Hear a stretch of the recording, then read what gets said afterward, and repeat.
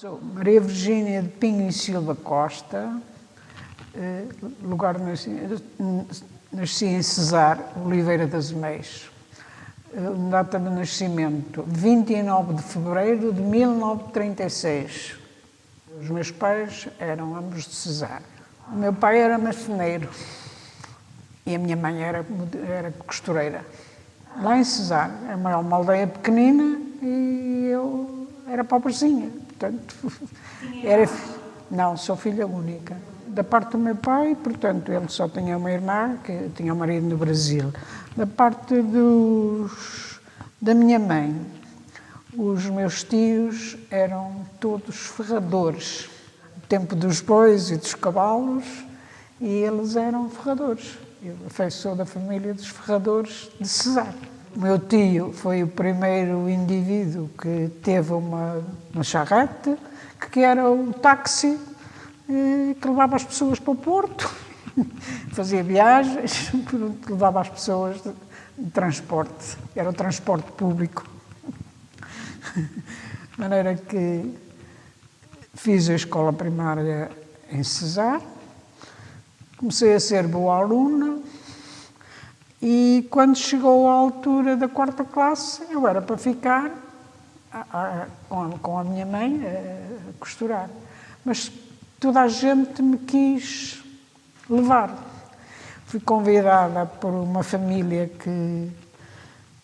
que era ilustre, que vinha lá passar férias a Cesar, que era a família Vaz Pinto, que me queria levar para Lisboa, para um colégio, para eu prosseguir os estudos. A minha mãe não deixou, pois era filha única, ir para Lisboa, não deixou. Entretanto, fui pela primeira vez ao Porto, com 10 anos, como prémio de fazer a 4ª classe, e fui visitar os meus parentes do lado paterno e materno. Do lado paterno tinha um primo do meu pai que era funcionário do Banco Toté Açores. Do lado da minha mãe tinha uma prima que não tinha filhos e quando eu fiquei lá e eles começaram a ver que eu queria estudar e não sei o que mais, ofereceram alojamento, ficar lá com eles, que eles não tinham filhos, ficar lá para poder estudar no Porto. Porque os meus pais não tinham possibilidades de alugar um quarto ou qualquer coisa para ir para o Porto. Não havia dinheiro. De maneira que fiquei lá em casa dessas pessoas de família, durante muitos anos, que me consideravam como filha, não tinham filhos, e foi lá que, ao fim do primeiro ano, fui inscrever-me na Escola Oliveira Martins para seguir o curso comercial. Tirei o curso comercial. Quando acabei o curso comercial, fui a melhor aluna do Porto e recebi 1000 escudos do Governo Civil, 1000 escudos da Câmara Municipal, 1000 escudos do Clube dos Fenianos e 1000 escudos do agrupamento das escolas, 4.000 escudos. E era para ficar por ali com o curso comercial, pois. Eu disse aos meus pais, eu com estes 4.000 escudos vou continuar e vou-me inscrever no Instituto, porque tenho dinheiro para continuar. Empreguei-me, a part-time. Um vizinho da minha casa tinha um escritório, era um despachante oficial, e eu, nos intervalos, fui para o Instituto, portanto, e como tinha aulas só de manhã e à tarde, porque não havia alunos suficientes para ter uma turma diurna e outra noturna, eu só tinha aulas até às 10 e depois das 6 em diante até às 10 da noite também. Eu comecei a ir lá para o escritório do despachante oficial e ele começou a dar-me trabalhos para fazer e no fim do primeiro mês que eu lá estive deu-me 250 escudos de ordenado, ainda mais, de maneira que eu já tinha dinheiro para sobreviver, pronto. E fiz o curso do Instituto. No curso do Instituto ainda hoje estive a ver isso, no curso do Instituto entramos 170 e acabamos ao fim de 3 anos 5. Porquê? Porque o Instituto Comercial tinha um curso de 5 anos para contabilista e mudou para 3, de maneira que diziam que era polémica ao nível do Ministério da Educação Nacional, deu muita polémica, porque diziam que não era possível fazer o curso em 3 anos. E então foi feita uma sessão no Instituto Comercial do Porto, em que eu fui a oradora, e tenho provas lá nos jornais e não sei o que mais, demonstrar ao Ministério da Educação Nacional que era possível fazer o curso em 3 anos. E pronto. Mas isso era possível pelo seguinte: o meu êxito no Instituto foi o seguinte: naquele tempo havia nos cursos comerciais da datilografia, portanto, escrever à máquina, que eu praticava muito lá no escritório, caligrafia. Eu fui sempre uma boa calígrafa, ainda hoje sou, tinha boa caligrafia, era uma boa aluna, e estenografia. Não sei se conhecem o que é estenografia. É uma pessoa estar a falar e a gente, com os sinaizinhos, escrever aquilo. E eu estenografava, o professor explicava, não havia livros, nem sebentas, nem fotocópias. Eu estenografava e, quando chegava a casa, transcrevia aquilo para um caderno. Enquanto estenografava, estudava a lição toda, pronto. E o que é que acontecia? Ia para os testes e quem tivesse mais de 14 dispensava dos exames, não é?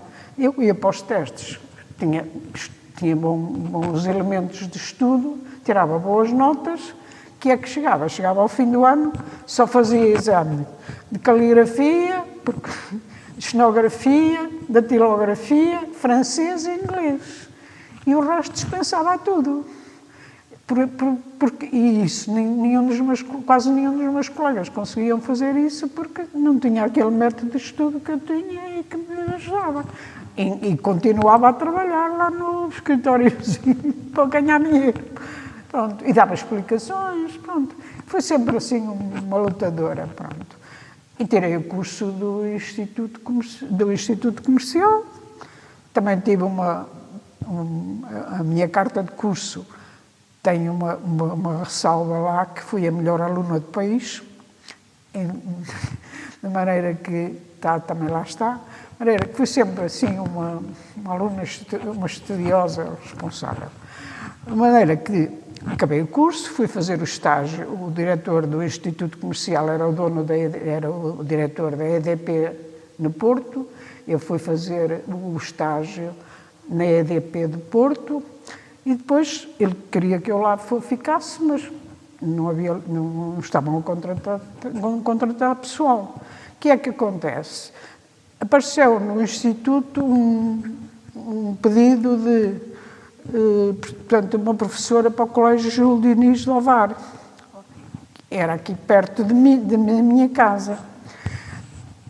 E eu andava também, fiz o curso de pedagógicas, porque naquele tempo, quem quisesse ser professor tinha de tirar um curso de pedagógicas, que eram 4 ou 5 cadeiras, era História da Educação, Psicologia Geral, Psicologia de Educação, não sei o quê, já não me lembro as cadeiras que eram. E eu matriculei-me e estava a frequentar o curso de pedagógicas em Coimbra para seguir professora. De maneira que apareceu aquele anúncio para vir provar, e eu vim provar para a professora. Comecei a lecionar, deram-me logo 10 cadeiras no primeiro ano para lecionar. Tinha 18 anos. Eu entrei para o VAR em 18 anos. Com 18 anos foi quando acabei o curso, em 55 foi. Fui para o VAR e estava em Ovar, tive o primeiro ano. Depois, no segundo ano, em fevereiro, apareceu, portanto, aqui um lugar na Oliva, e concorreu um colega meu do Instituto, e trabalhava num banco no Porto, e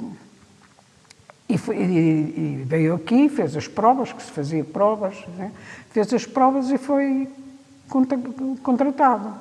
Quando se foi despedir do banco onde trabalhava, eles perguntaram-lhe se era por causa do dinheiro e não sei o que mais, lhe deram-lhe dinheiro e ele resolveu ficar no Porto, que ele era de Porto, e lembrou-se que eu, como era aqui da zona, lembrou-se de telefonar-me e disse, olha, queres concorrer a um lugar na Oliva? Eu fui lá, tenho lá lugar e não sei o que mais, queres que te indique?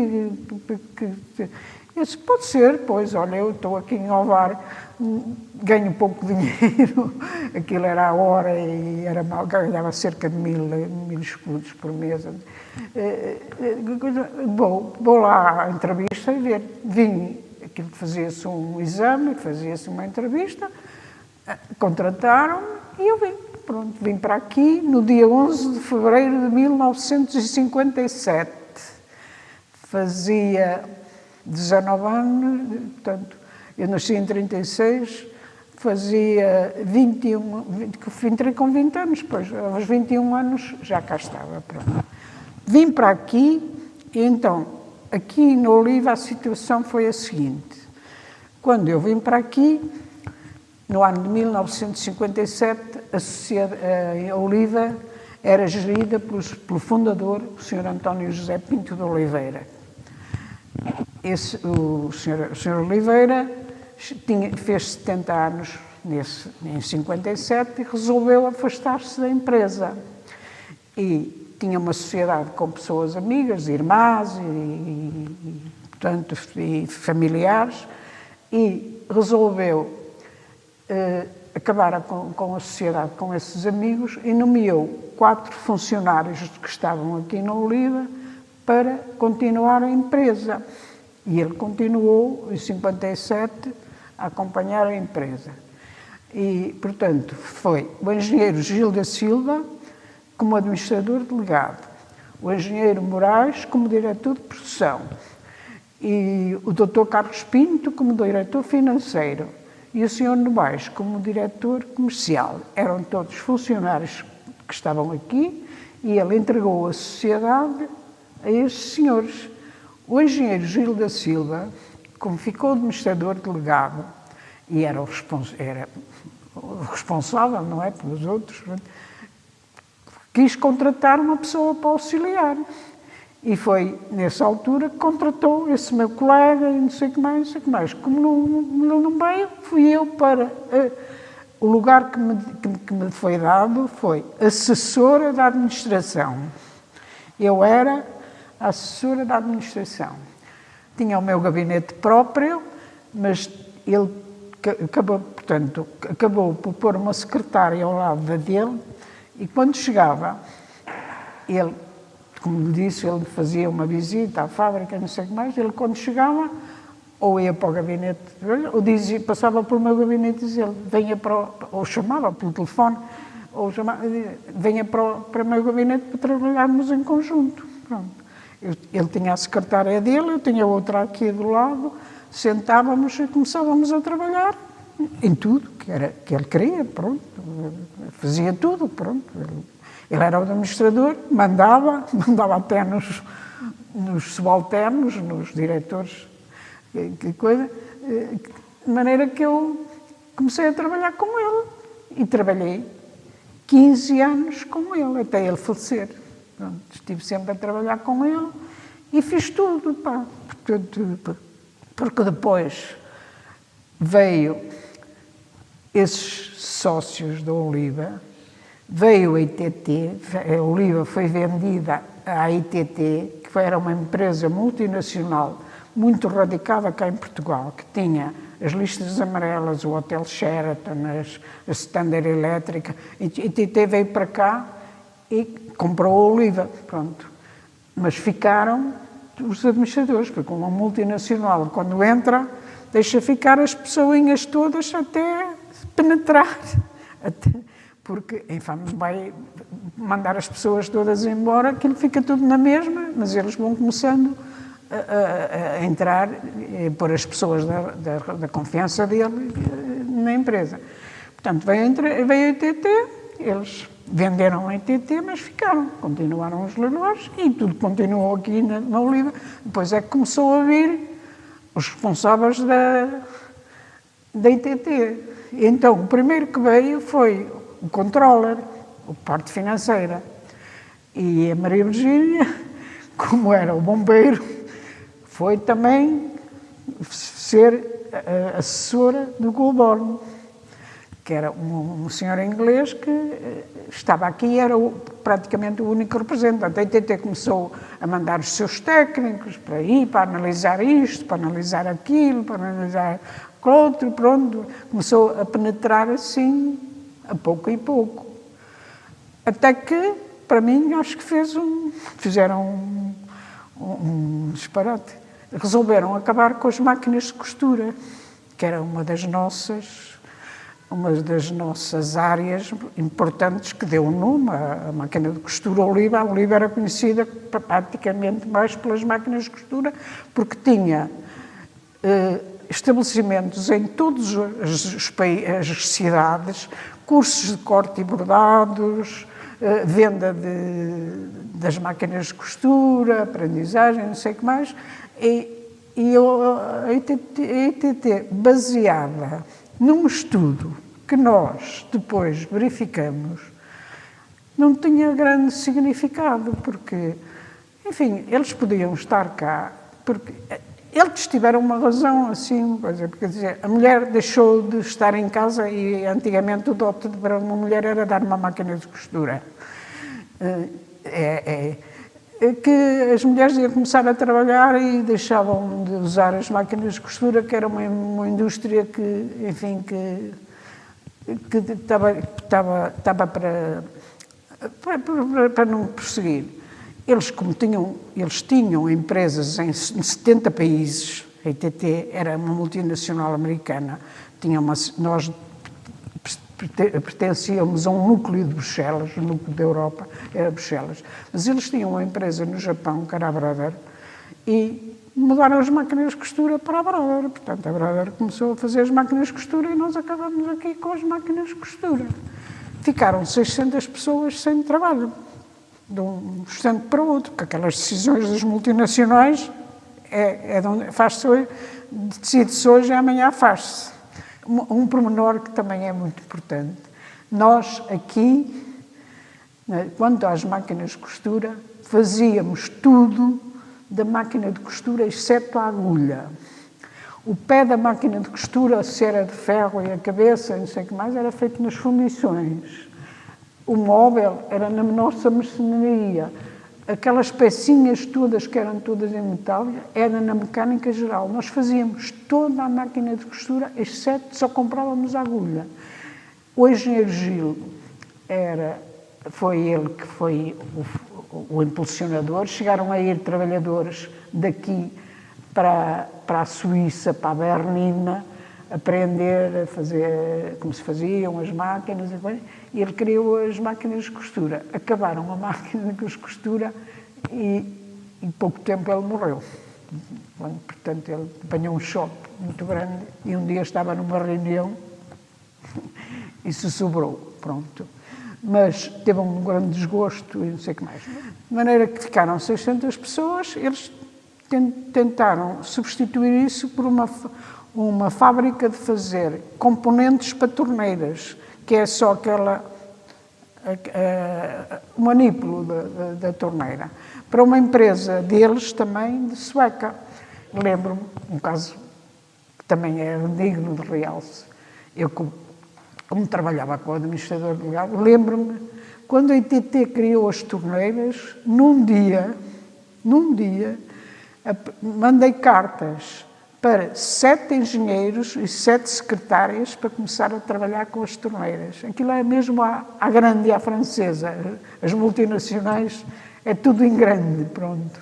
Umas decisões assim que hoje nos parece quase que impossível fazer estas coisas, não de outro, mas aquilo é uma empresa que tinha empresas em 70 países, com uma organização fantástica. Aprendi muito com a ITT, de maneira que, portanto, começaram a criar as torneiras, que chamavam eles a unidade piloto.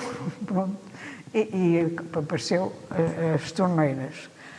E um dia qualquer, a ITT manda para aqui uma carta a dizer que se retirava, pura e simplesmente. E ficamos aqui abandonados, porque aquilo foi o verão quente. Aqui na Oliva, no tempo da ITT, 2.500, chegámos a ser 2.500. Isto foi uma empresa muitíssimo grande, foi uma das grandes empresas do país, em que eu estive em tudo. Estive no tempo do Sr. Oliveira, estive no tempo da ITT e depois estive como revisora nas empresas até isto acabar. Pronto, acabou. Vou-lhes contar o que me aconteceu. Portanto, foi o seguinte: eu vim para aqui em 1957, como te disse, e portanto, tinha 20 anos, não é? 20 anos, já namorava com o meu marido e estávamos a tencionar casar pouco depois, não é? E o que é que aconteceu? Eu vim para aqui, muito entusiasmada, não sei o que mais, tudo bem, tudo bem. Chego aqui e havia uma regra aqui imposta por o Sr. Oliveira, uma regra que não queria cá mulheres casadas. De maneira que eu cheguei aqui, namorava com o meu marido já há 13, namorado naquela altura, há 13, pensava casar brevemente, chego aqui, apanho essa notícia e disse, agora que é bom, o que é que eu vou fazer? Acabei de tirar as pedagógicas, não é? Para o ensino, não é? Pronto. E acabei as pedagógicas e, portanto, eu casei em 59 e no ano 58, portanto, no ano a seguir, disse assim, eu agora, para o ano, tenho de sair, tenho de ir para o ensino. E concorri ao ensino. Entretanto, o meu marido, que trabalhava nos tribunais, também mudou de categoria e concorreu a um concurso a nível nacional. Ele trabalhava no Tribunal de Oliveira das Meias e concorreu a nível nacional e foi colocado em Mértola, no Alentejo. E foi, pois, ele também era daqueles que ia para a frente, não é? Foi para Mértola. De maneira que ele estava em Mértola, só vinha cá nas férias, eu nunca lá, de solteiro nunca lá fui ter com ele, não é? Só foi, vinha cá só nas férias, só o via nas férias, escrevíamos todos os dias, ele e eu, escrevíamos todos os dias, telefonar era raro, porque custava mais dinheiro, portanto escrevíamos. E depois eu cheguei ao ano de 58 e disse assim, eu vou concorrer ao ensino. Pronto. E concorri. Disse assim, vou ver o que é que acontece. Concorri a várias escolas, algumas daqui à volta, e recebo resposta para ir para Beja e para a Figueira da Foz. As duas escolas tinham lugar para mim com horário completo e não sei o que mais. Ora, claro, eu ia para Beja, não é? Pronto. Ia para Beja. De maneira que isto, o resultado, portanto, foi meados de agosto, quando veio a informação para se eu aceitava ou não, eu tive de dizer ao engenheiro Gil. E então disse, Sr. Engenheiro, tenho aqui um assunto muito complicado e muito grave para lhe comunicar. Como sabe, o Sr. Oliveira não permite mulheres casadas, eu quero casar-me, já sabia que era em 59, mas estou a pensar em casar em 59, de maneira que eu, como tenho o curso de professora de pedagógicas, concorri ao ensino e acabo de receber informações para ser colocada e eu e o meu namorado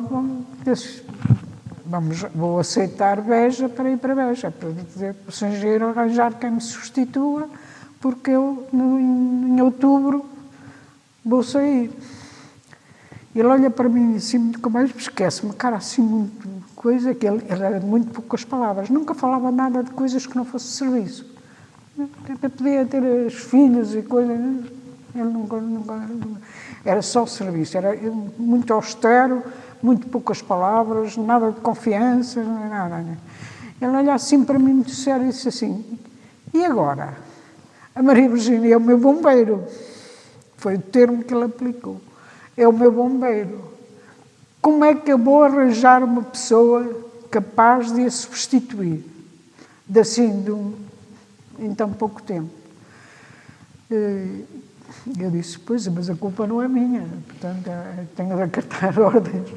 De maneira que ele disse, olha, eu também não concordo com isso. De maneira que o Sr. Oliveira já não vinha cá, mas vinha todas as quartas-feiras à reunião da administração.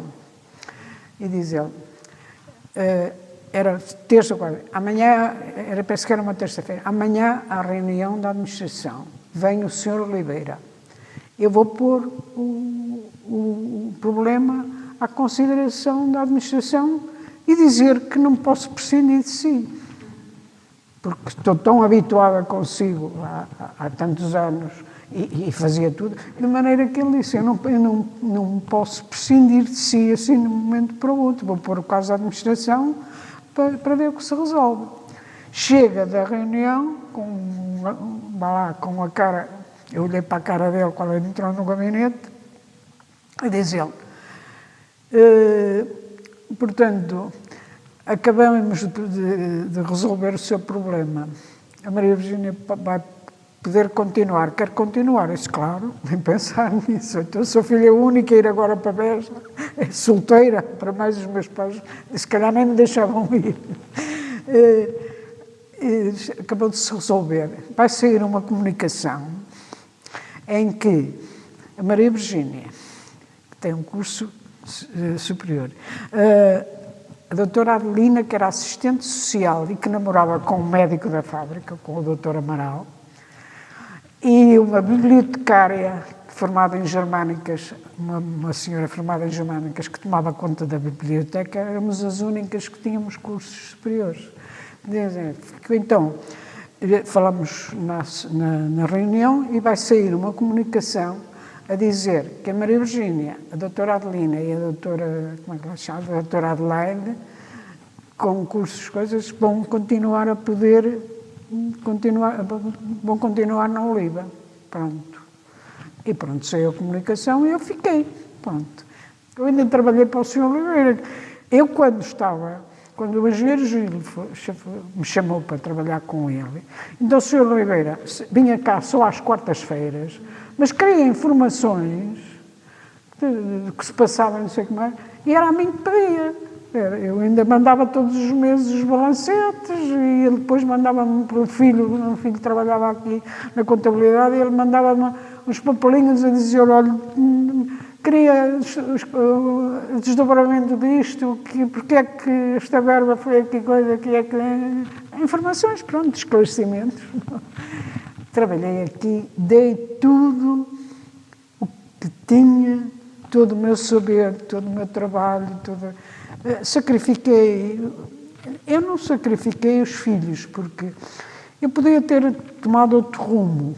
Quando fiquei revisora, em 1973, eu podia ir para a revisora.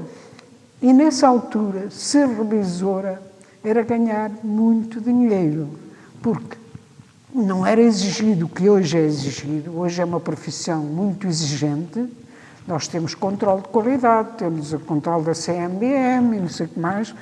Eu estou a trabalhar ainda, tenho empresas em meu nome, mas tenho um filho que já é revisor, que trabalha comigo, e outro que é contabilista, que também trabalhamos os três em conjunto. E ainda estou a trabalhar, porque o que eu sinto bem é brincar com os números, porque desenvolve a mente, passa o tempo, porque é uma profissão que nós temos sempre trabalho para fazer, de maneira que eu ainda continuo a trabalhar muito como revisora, mas agora eu vou às empresas e já não vou sozinho, vou com o meu filho, ele faz as coisas e eu estou ao lado a orientar, a fazer também.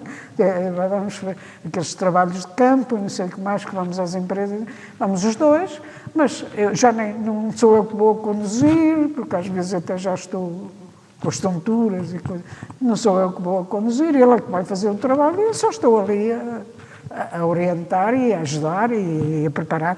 E ainda lhe preparo às vezes as coisas. Olha, hoje, amanhã temos de ir para a empresa. Eu é que lá vou pôr a pastinha e lhe dizer, olha, temos de trabalhar nisto e nisto e nisto e nisto. Portanto, eu tive 3 filhos e tive mais um filho adotivo, porque foi um sobrinho meu que ficou sem pai e sem mãe aos 10 anos.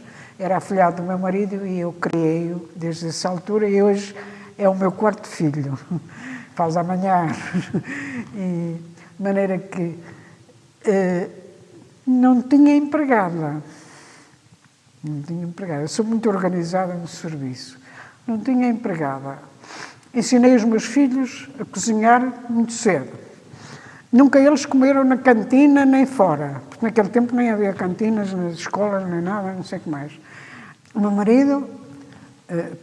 Depois, portanto, ele a seguir a estar em Beja, foi para o Conselho Superior da Magistratura exercer um lugar que também não era fixo.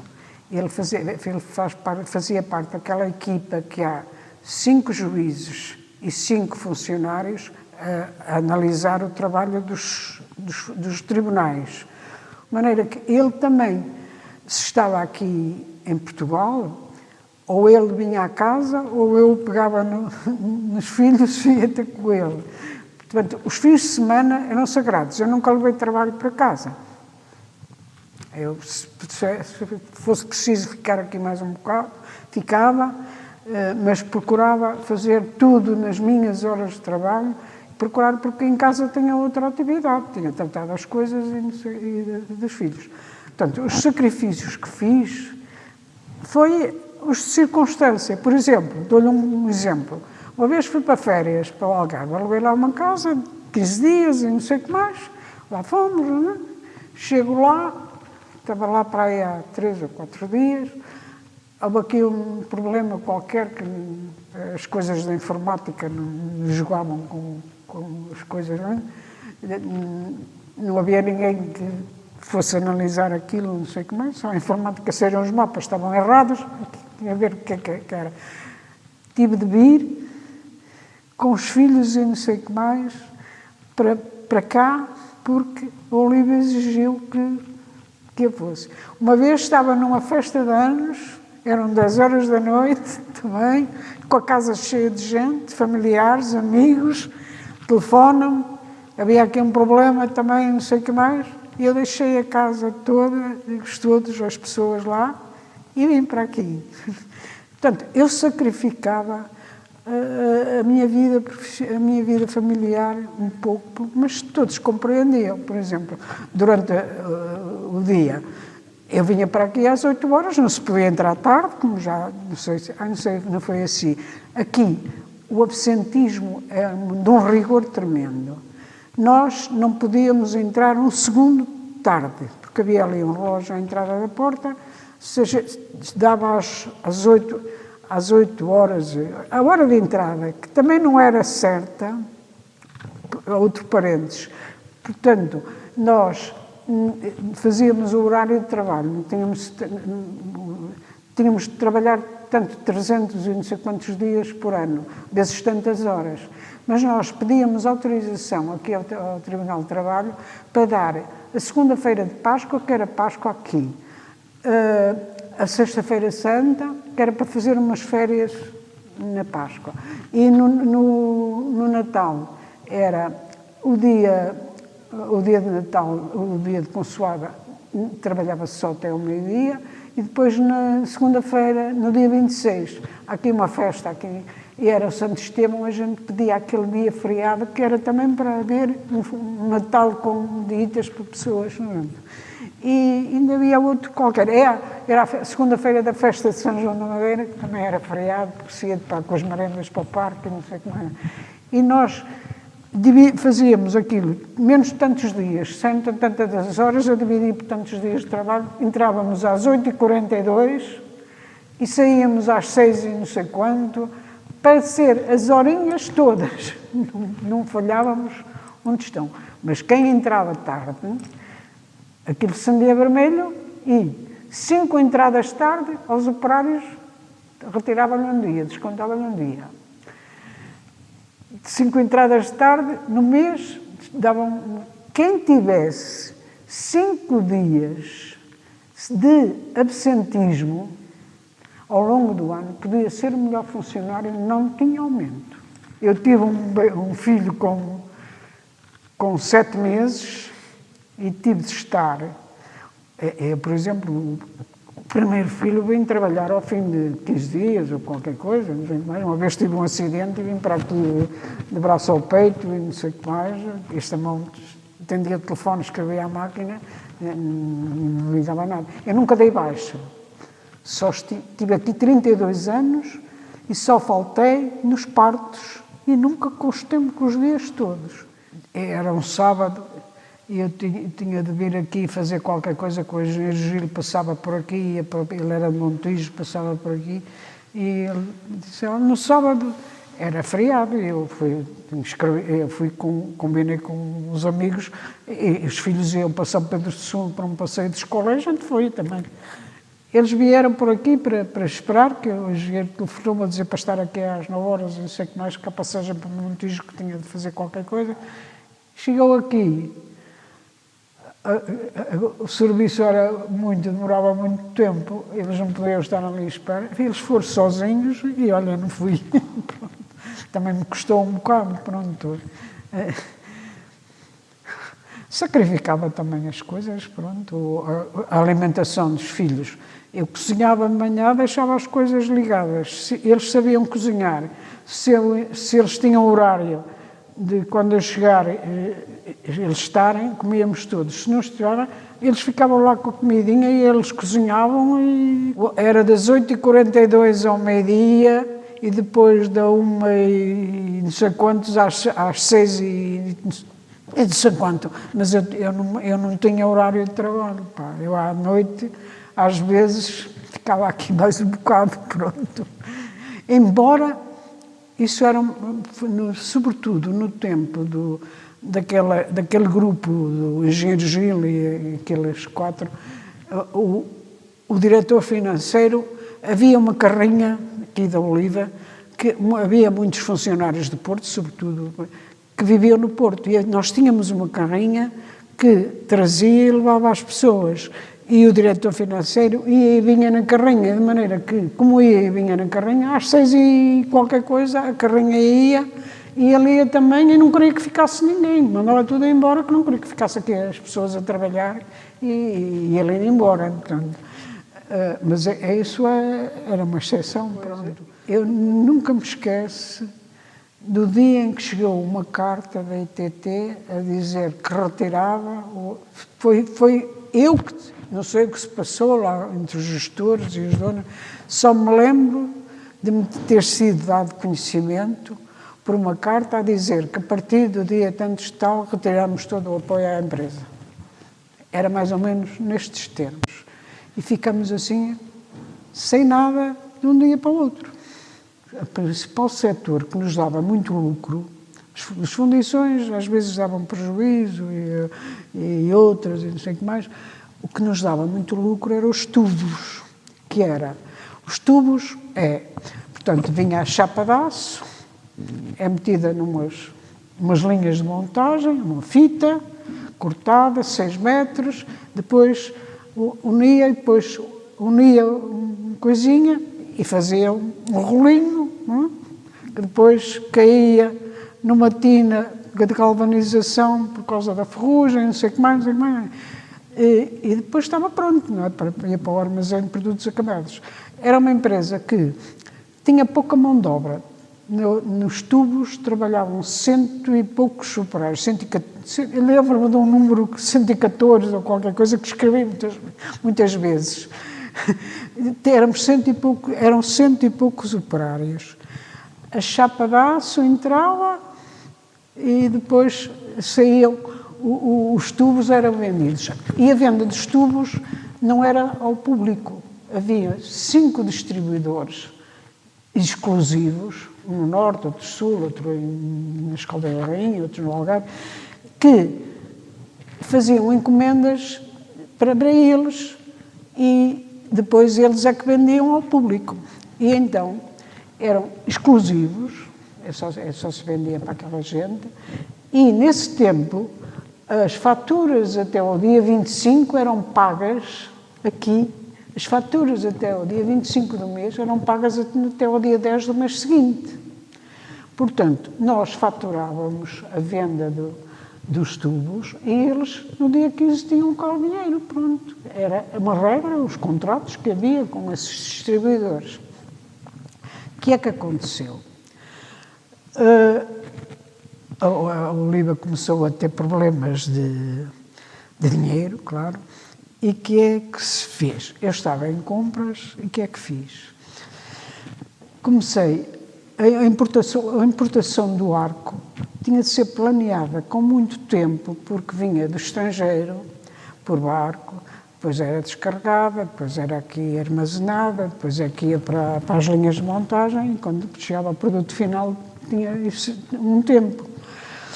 Eles planeavam fazer as encomendas, parece que era 2 vezes por ano, não é? E havia fornecedores, que eram aquelas fábricas importantes no estrangeiro, na Checoslováquia, na Inglaterra e na França. E, portanto, começou a haver problemas de dinheiro e que é que eu fiz? Comecei a fazer o seguinte. Veio, portanto, as necessidades dos tubos, que eram muitas medidas, não é? Eu mandei a encomenda, eram para aí uns 10 ou 11 fornecedores, mandei a encomenda para os fornecedores e a informação. Resposta por carta fechada até ao dia tanto está. Resposta, se aceitam a encomenda e não sei o que mais. No dia que chegou, fui para o gabinete do diretor-geral, abrimos as cartas, como se fosse um contrato público, abrimos as cartas, analisamos os preços, selecionamos as condições, os pagamentos que eles exigiam, essas coisas, os prazos de entrega, subdividimos aquilo por 3 fornecedores, para não complicar muito, mas também não podia ser o único que podia falhar, não é? Aquilo é feito para aí com uma antecedência grande. Abrimos, fazíamos a seleção e contactávamos os fornecedores. Eu é que era a chefe de compras, é que tinha de os contactar e dizer, olha, você tem aqui uma parte deste material que pode ser fornecido por vós. Este é o último preço ou faz qualquer desconto? Há outros concorrentes que têm preços aproximados, com vantagens e inconvenientes, vantagens numa coisa, inconvenientes noutra, e eles às vezes ainda desciam qualquer coisa. E então o que é que eu fazia? O pagamento era a 180 dias por letra aceite, sem agravamento de preço. E se eles aceitavam essas condições. E eles, como queriam, são encomendas de muito valor, aceitavam. E que isso permitia o seguinte, a mercadoria chegava, eram feitos os tubos, não é? Os fabricados os tubos, iam para esses distribuidores, eles pagavam logo. Quando chegava à altura de pagar a letra, nós já tínhamos recebido o dinheiro, não tínhamos problema nenhum. E isso aguentou os tubos enquanto eu lá estive. Enquanto eu lá estive, nunca tivemos problemas de falta de tubos nos armazéns. E havia tubos de todas as medidas, que aquilo eram para aí 10 medidas, e tinha de haver tubos para todos, porque um queria aquilo, outro também queria daquilo, e nunca faltou nada. É que é preciso saber gerir, sabe? Saber gerir. Mas com a responsabilidade do diretor financeiro. O diretor financeiro responsabilizava-se com aquilo, pronto, que no dia tantos de tal tinha de pagar a letra, porque senão estava estragado. Pois houve, portanto, eu com isso conseguia valores fantásticos, porque eles garantiam aqueles fornecimentos, eles ganhavam também muito dinheiro, não sei o que mais. Isso também era uma razão, porque às vezes esses negócios, porque as fábricas tinham agentes cá, e a gente quando estava aqui era com os agentes cá, não era com o dono da fábrica de lá. Eles era um agente cá que falava diretamente com a fábrica. Nós aqui falamos. Uma vez, um alemão não entrava aqui, porque os preços dele... E abdicou, que eles também têm uma percentagem, por angariar essas encomendas, a fábrica também lhe dá uma percentagem. Por exemplo, tinha 10% que era o que ele ganhava por conseguir o negócio. Ele prescindiu de um bocadinho daquela percentagem para ver se ganhava o concurso. E não ganhou. Já tinha concorrido outras vezes e não ganhava. Naquele dia, naquela altura, dizer prescindi da minha comissão para ver se conseguia e não conseguiu. E então pediu uma entrevista ao diretor-geral. Eu contactava com ele pelos negócios, mas ele, como entendia que havia ali qualquer coisa, porque já tinha baixado e não sei o que mais, e não conseguia, entendeu que isto é nas compras que se estão portanto, a aproveitar. E então pediu uma entrevista ao diretor-geral para falar com ele, por causa dele, e ele atendeu. Quando chegou ali, o diretor-geral recebeu a queixa e não sei o que mais, ele estava dentro do assunto, pois foi ele que assistiu à distribuição, e pronto, chamou-me e disse, olha, eu chamei aqui a diretora de compras por isto, porque essa decisão foi tomada aqui neste gabinete, comigo e com ela. O que foi feito, fui eu que também contribuí para fazer isto, de maneira que o senhor não duvide nem dela nem de mim. Isso é o sentido da responsabilidade e da honestidade nas coisas, o que a gente tem de fazer nas coisas. Pronto. Porque nestas coisas também há muita coisa. Se a gente não se acautela, também há problemas. E costuma-se dizer que há colegas às vezes que nos querem chatear e não sei o que mais. E a sensação que tive, olha, eu não aproveitei o facto de ser a primeira mulher porque não fui para revisora, não fui exercer. Precisamente porquê? Porque eu fiquei eu fui nomeada pela Ordem revisora de uma empresa em Águeda. E exerci, portanto, era uma que eu fazia, ia lá, portanto, ao sábado e não sei o que mais, e fiz a revisão e estava-me bem lá com o contabilista, com o gerente da empresa, e arranjávamos às vezes, depois da hora, eu saía daqui, ia lá, à Águeda e não sei o que mais. Eu fui sempre revisora, desde que fui revisora, tive logo uma empresa ali em Águeda que era para estar dentro do meu métier, mas não fui para a revisora para não sair do seio da família. Eu tinha 3 filhos, a minha mãe faleceu quando nasceu o meu filho mais velho, eu não tinha irmãs, não tinha ninguém que tomasse conta dos filhos, o marido às vezes não estava, não sei o que mais, e eu sabia que aqui, que estava bem, que ganhava bem, ganhava sempre bem, graças a Deus, e embora às vezes com aquelas coisas, mas nunca reivindiquei,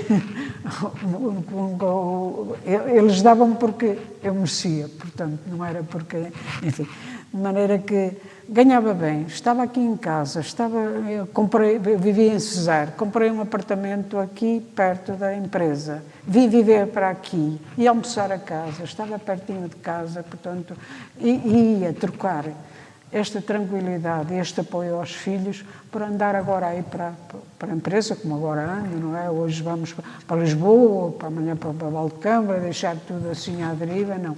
Eu tinha aqui estabilidade, sentia-me bem, ganha bem, portanto não quis ir para a revisora, pronto. Só fui para a revisora quando deixei de estar aqui, então fui para a revisora das Olivas e também associei-me com um colega lá fora, porque depois estava livre daqui, como revisora. Fundei uma sociedade com um colega revisor que também trabalhou aqui. O processo de saída. Olha, eu tentei sair várias vezes. Primeiro, tentei sair quando a Oliva começou a desmembrar-se, porque eu, para ser franca, quando ouvi a decisão de que queriam ser criadas 6 sociedades, era uma empresa grande, forte, desdobrar-se, desmembrar-se, eu lembro-me de dizer a um colega meu, 6 sociedades, não duramos 6 anos. E a verdade cumpre-se. Porquê? Então, multiplicar-se tudo. Havia uma secção de compras que comprava tudo. Daqui a pouco era um a telefonar para aquele fornecedor, olha, quero isto, outra fábrica. Nós tudo tínhamos organizados. Nós tínhamos uma caminhonete que ia todos os dias ao Porto fazer as compras e tinha de fazer aquilo tudo e comprar e não sei como. Era tudo organizado como devia ser. Se aquilo multiplicou-se, claro, multiplicaram-se os custos, como é que a empresa havia o grupo da lucro. Começaram a nomear-se diretores e coisas e não sei que mais pessoas